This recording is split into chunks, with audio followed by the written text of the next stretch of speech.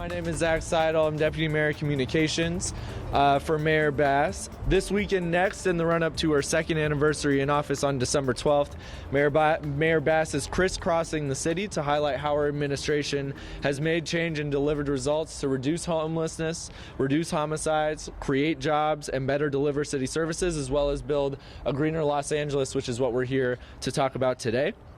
Today, the mayor will announce more green jobs, historic electric vehicle infrastructure expansion, and improved alternative water access this year in her efforts to build a greener Los Angeles and protect public health and the environment. Can we get an applause for that?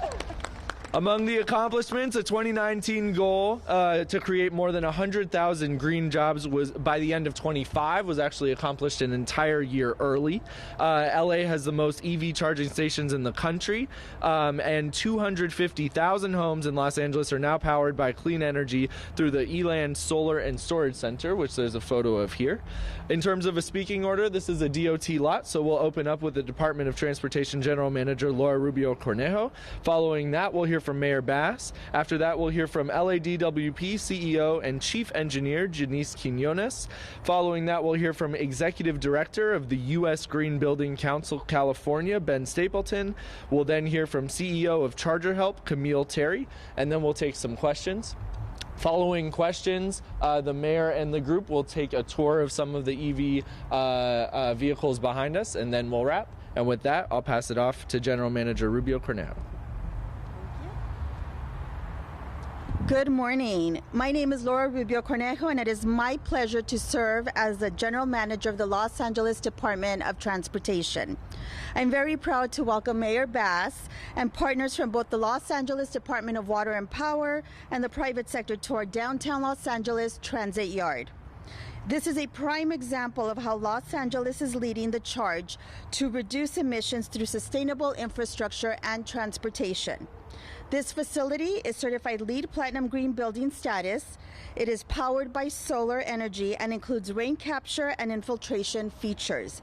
It is a powerhouse where we charge LADOT's zero-emission dash buses that you see throughout our city, and a critical milestone in our transition to having a fully electrified fleet by the Games in 2028. And we are getting closer and closer to that goal with each day that passes. Just earlier this week, the city finalized a property purchase to build a brand new zero-emission transit facility in the Harbor City.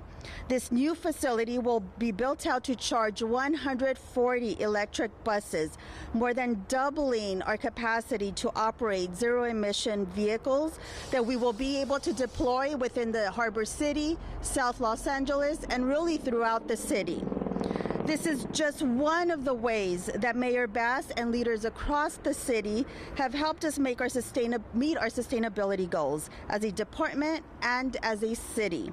I want to thank Mayor Bass for her leadership and commitment, as well as our partners at LADWP who make electrifying these facilities possible, and our guests from the private sector for continuing to support a more sustainable and greener Los Angeles.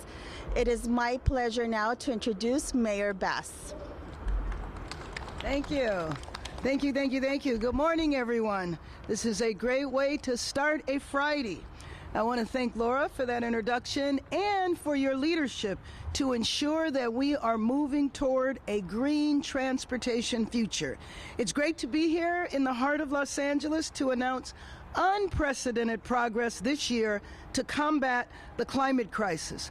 More green jobs, more green infrastructure, and more clean power that's cheaper for LA. Sometimes addressing climate change seems like an abstract concept, but here in LA, we actually see the change. We've created more than 100,000 green jobs an entire year faster than the original goal, which was set by Mayor Garcetti in 2019. We expanded our EV infrastructure by 80% over the past 2 years, and LA has the most EV charger than any other city in the country. And just last month, we opened a new solar power facility that is providing power to more than 250,000 homes with cheaper and cleaner energy. Since the day I took office, it's hard to believe it's been nearly 2 years ago, we have worked urgently to build a greener Los Angeles, which is not only good for our planet, but also good for the health of our communities. For example, at the port, more than 400 zero-emission heavy-duty trucks have been added to the port's truck registry, moving forward on the goal of using all zero-emission trucks at the port by 2035. That will help the environment, but it will also help make the surrounding neighborhoods safer and healthier as well. Our CEO and Chief Engineer of the Department of Water and Power, Janice Quinones, who is the first Latina to ever serve in that role, knows the importance of being at the cutting edge of this progress. We're getting cleaner energy cheaper. As you may have seen in the papers yesterday, we opened a new large-scale solar installation and battery storage system to supply power to more than 250,000 homes. And once fully operational, it will help push the city's clean energy share above 60% by 2025, accelerating the transition to sustainable energy. We're taking innovative steps to be prepared for drought conditions in sustainable ways. So the Donald C. Tillman Groundwater Replenishment Project broke ground this year and will provide a sustainable, drought-proof supply of water. But we know that this is a global issue.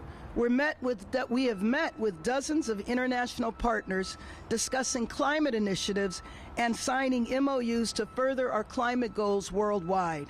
And in partnership with the city, county, state, and federal governments, we've been able to secure vital funding, including the single largest federal environmental investment the port has ever received.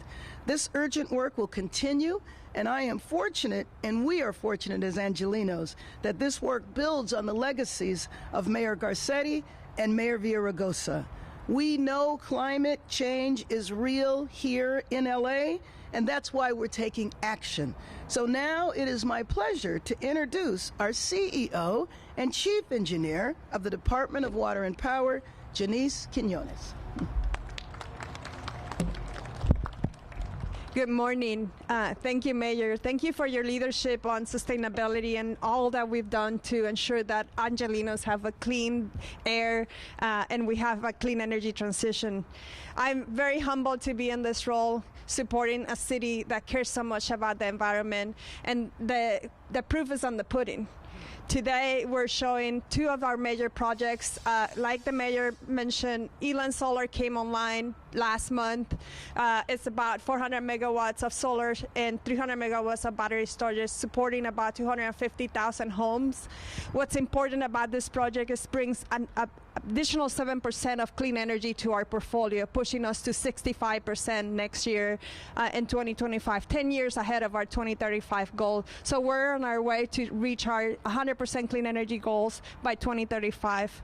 On the water side, we have the Tillman Groundwater Replenishment Project, which is important for us to secure local water supplies. Our goals are 70% local water. Getting Tillman on the ground was an important step for us to really understand how to do recycled water in the city of LA. Not only that, this project is about over $740 million. We're groundbreaking next month, and we got about half of that through federal, state, and local grants. I would be remiss to not talk about how our communities have supported us in this journey. Energy efficiency for LA has been a significant improvement in how we manage our load. And this year alone, we have saved enough power to power over 20,000 LA homes. And in 2035, based on how we're trending, we will be able to power 800,000 homes with the energy we save on energy efficiency projects. That's not chump change.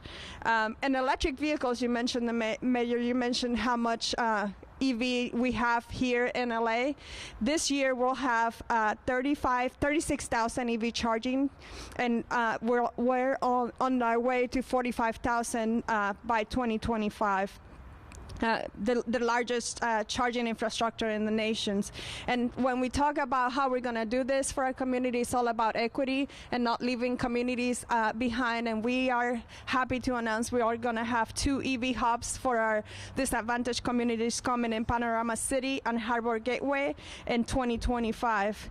Also, on climate change, we know that our communities are being impacted by heat and the heat impacts. So this year alone, we have over 2,100 free air conditioning for our disadvantaged communities to ensure that the heat impacts are not impacting their health. Lastly, I want to make sure that we understand our stormwater capture, which are really cool, comprehensive programs. We're capturing stormwater, but also creating green spaces for our community. And this year alone, we have over 82 billion gallons of water capture, and that's about 1 million households served so far. I want to thank everybody in the community, especially our stakeholders, our environmental communities, our business community, and our customers for being part of this journey. And with that, I want to introduce Ben Stapleton, Executive Director of the U.S. Green Building Council in California. Ben? Thank you. I really want to say thank you to Mayor Bass and her sustainability team, and to General Manager Quinones at LADDP for their support in being here. In a city as diverse and complex as Los Angeles, it takes proactive leadership like this to execute and deliver on sustainability goals such as these.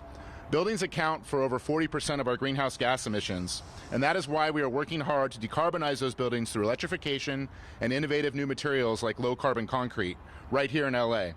But all this work to electrify our buildings and our vehicles is only valuable if we work to clean up the energy we're delivering for them.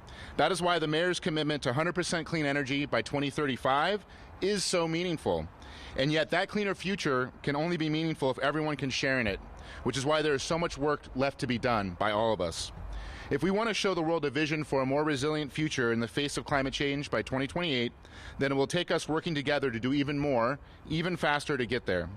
That is why we are bringing the largest green building conference in the world, Green Build, to LA next November, so we can bring the innovators, the manufacturers, designers, and builders of this vision here to LA to help lay the foundation for not just the Olympics, but our communities that will live on here long after the games are gone.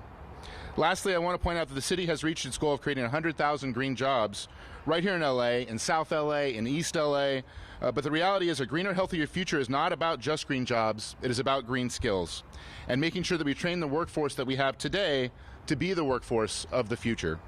Working with the support of the city and the LADWP, this year we launched an extreme heat certificate program for construction workers, and we created an industry standard in our Sustainable Production and Entertainment Certificate to help elevate the workers we have right here in LA today to be those workers for tomorrow. In the years ahead, our collective leadership and our voices will be needed even more than ever to speak up for our communities of need, for our planet, and for each other, and I know we can count on all of us to be there together. Thank you all, and please allow me to introduce Camille Terry, the CEO of Charger Help. Thank you.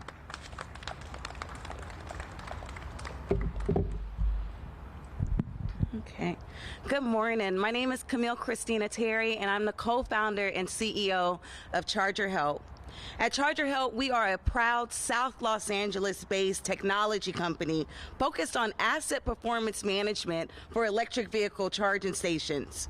But more than that, we're a company that was born out of a vision of what happens when technology and people come together and what can be done to truly support the work that Mayor Bass is doing around electrification. Since our founding, we've been hard at work turning the vision into reality. We've raised over $21 million of venture capital to support our mission. We've created the nation's first ever EVSC charger reliability report, pulling in insights from an incredible data set of 19 million unique data points from over 25,000 charging stations. We've trained over 1,000 people, and in partnership with the Los Angeles Clean Tech Incubator, launched the nation's first first ever EVSE agnostic reliability center right in the heart of South Los Angeles. And we didn't stop there. Working with the Society of Automotive Engineers, we created the nation's first ever EVSE technician certification.